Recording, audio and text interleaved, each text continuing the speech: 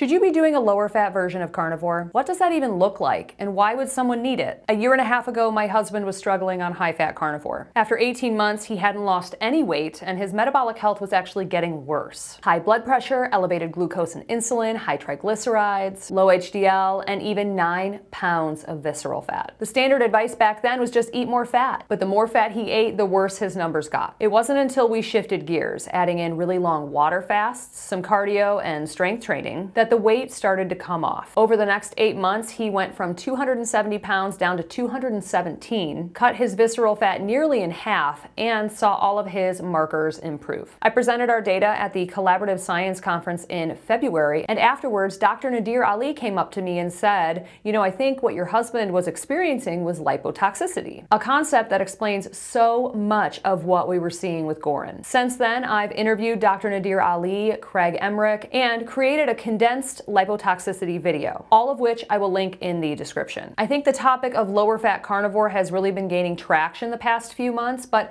I also think that because so many more people are talking about it, I think the waters are getting a bit muddied. So today we're going to break it all down. Why lower fat carnivore might be the answer for some people, and exactly what that looks like in practice. Here's what we're covering today. First, I'm going to bust some common misconceptions I've been hearing about carnivore. Then we'll briefly talk about lipotoxicity, what it is, and how to know if it might be affecting you. After that, I'll walk through who does best with a lower fat version of carnivore and who actually needs higher fat, because this is not a one-size-fits-all. Finally, I'll share with you exactly what a lower fat carnivore approach looks like, give you resources to get started, and the #1 change you can make right now to adjust your fat levels. And a quick side note, if this topic interests you, you'll definitely want to check out Meatstock 2026. It's May 2nd and 3rd in Gatlinburg, Tennessee. Dr. Nadir Ali and Maria Emmerich are going to be presenting about lipotoxicity, and that is just one of many of the presentations and panels by dozens and dozens of carnivore experts. I'm going to be one of the hosts, and it's an amazing opportunity to learn and ask your own questions directly to the experts. Use code JENNY for $50 off of your ticket. I'll put the link and the code in the description below. All right, let's dive into these misconceptions. The very first one is that carnivore influencers are promoting low-fat carnivore. That one is false. Even at its lowest, you're still eating at least 50% fat, which is higher than the standard American diet between 30 and 35%,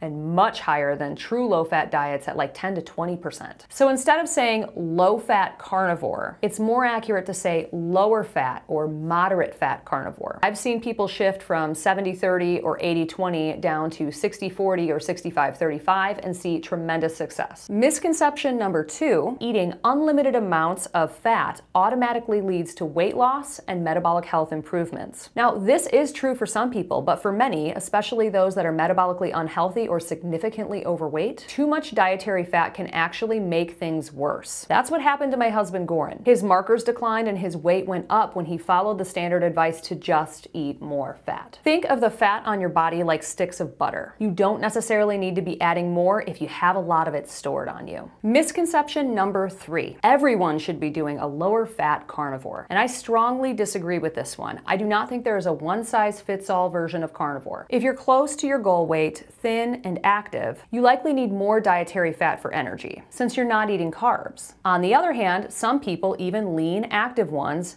operate much better with higher protein and lower fat. My friend Dr. Lisa Wiedemann, for example, thrives on higher protein carnivore post-menopause, while my other friend Kelly Hogan thrives on a higher fat approach. And not all people that are obese need to be lower fat. Some actually do better with higher fat. The point is, there's nuance here. And in a few minutes, I'll share with you exactly how you can figure out if you should be doing lower fat or higher fat carnivore. Next, let's review lipotoxicity because it's a specific condition, and not everyone who's not losing weight on carnivore is lipotoxic. But before we do that, I'd like to take a moment to thank today's sponsor, Element Electrolytes. Element is an electrolyte brand that has 1,000 milligrams of sodium, 200 milligrams of potassium, and 60 milligrams of magnesium. I've been using them since the beginning of carnivore, and on any weight loss journey, or if you're switching around your macros, you may have some electrolyte imbalances. It is vitally important to have some of these around.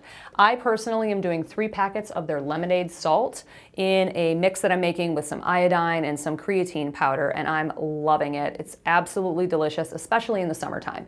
But if you would like to avoid any kind of sweeteners or flavors, you can do the raw and flavor that I was just holding. this one right here is just the minerals, nothing else in it. Right now, Element is offering my viewers a free sample pack with any order, so you can head to the link in the description. It's drinkelement.com/JennyMidich. That's DRINKLMNT.com/JennyMidich and get your free sample pack with any order today. So let's dive into a quick review of lipotoxicity, because a lot of people who are struggling with higher fat carnivore are dealing with this, whether they realize it or not. Dr. Nadir Ali first popularized this concept after seeing it in lots of his patients, and it's exactly what was happening with my husband. Here's a clip from my interview with Dr. Nadir Ali where he explains it. The best way to define that is to say that if somebody has exceeded their personal fat threshold. So in people who have exceeded their personal fat threshold, their fat cells are either overstuffed or they are inflamed, or these people have genetically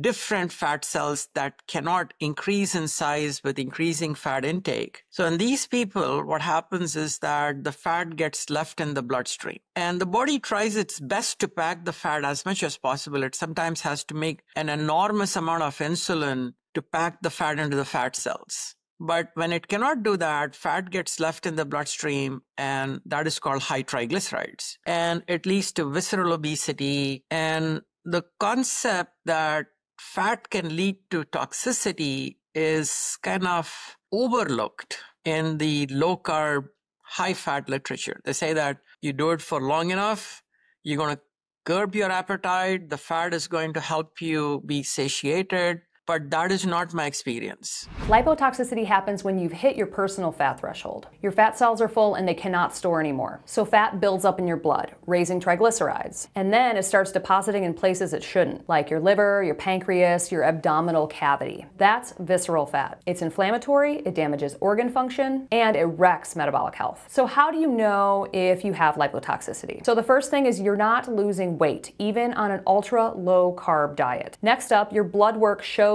these specific markers. Triglycerides over 100 milligrams per deciliter, or 1.1 millimoles per liter for international viewers. HDL below 50 milligrams per deciliter, or 5.3 millimoles per liter. Your fasting glucose above 95 milligrams per deciliter, or 5.3 millimoles per liter. Your fasting insulin in the double digits, so a 10 or higher. If this is international, you're looking at 60 or higher. Your GGT above a 30, and that's the same for both US and international. Optionally, you can get an adiponectin measurement, but it is cost prohibitive. It's pretty expensive, but if you do get that test, you're looking for low adiponectin, so adiponectin that's in the single digits. On top of labs, a DEXA scan is super helpful to see your visceral fat levels. If you have more than 2 pounds of visceral fat, lipotoxicity could be playing a part. Now, I've broken down lipotoxicity and how you fix it in a dedicated video, so I'm going to link that in the description below, along with my interviews with Dr. Ali and Craig Emmerich. In that video, you can grab a free lipotoxicity cheat sheet that lays it all out for you, so be sure to check out that video. But not everyone has lipotoxicity. So how do you know if you should lower the fat on carnivore if you don't fit that lipotoxic profile? There are some clear signs. First off, if you're not losing or even gaining weight after the initial adaptation period, so if you've been on carnivore for longer than 4 to 6 weeks and you're still not seeing weight loss, or maybe you've gained weight, that can be a pretty clear sign. Next up, if you have significant weight to lose, so 30, 50, 100, 200 plus pounds, and you still aren't making any progress on carnivore. The next clue is if your triglycerides, your fasting glucose, or your fasting insulin are remaining elevated. Could also be a clue if your blood pressure is remaining elevated. The next up is if you've hit a stall of at least 3 to 4 weeks. These are all great indicators that you should drop the dietary fat a little bit. On the flip side, when should you go higher fat? Well, first, if you're at or near your goal weight,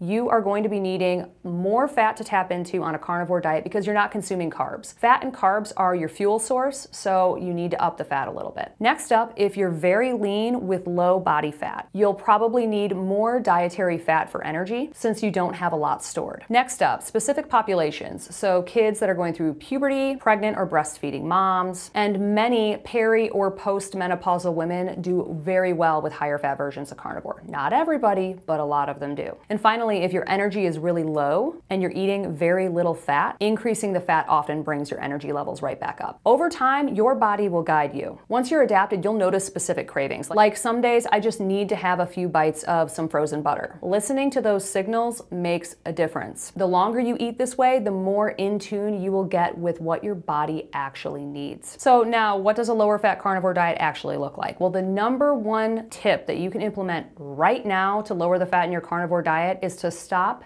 adding additional fat to your food. Skip the butter, heavy cream, and fat-laden coffees. Cook in fat if you need to, but don't pour all of that fat back over the meat and eat it. For many people, this single change is enough to restart progress. The next tip is drop the dairy. I'm talking about liquid dairy and cheese. Both of these are really easy to overeat. A lot of them, especially if you're doing conventional dairy, it can be inflammatory. And a lot of them have a lot of extra fat. So do yourself a favor, cut the cheese and cut the liquid dairy right now. Step number 3 is swapping a leaner cut of meat for one of your meals. So if you're having a ribeye and some salmon, maybe switch out the ribeye for a sirloin or switch out the salmon for a leaner fish like some shrimp or some whitefish. Small shifts equal big differences. Now, if you want to take out all of the guesswork, I've already built a 2-week lower fat carnivore meal plan. It comes with a free grocery list and it lays out exactly what you need step by step so you don't have to figure this out on your own. The best part, it is completely free. Click the video right here to see exactly what's inside and grab your copy. I know it's going to help you break through your weight loss stall and to feel confident about what to eat next. And if you're still feeling stuck and you want a custom plan for your particular situation, you can book a one-on-one coaching session with me through the link in the description. If you have any questions, leave them in the comment section below. I love hearing from you and I'm here to help. I'm very receptive to my comments section. Thank you so much for watching and I'll see you in the next video.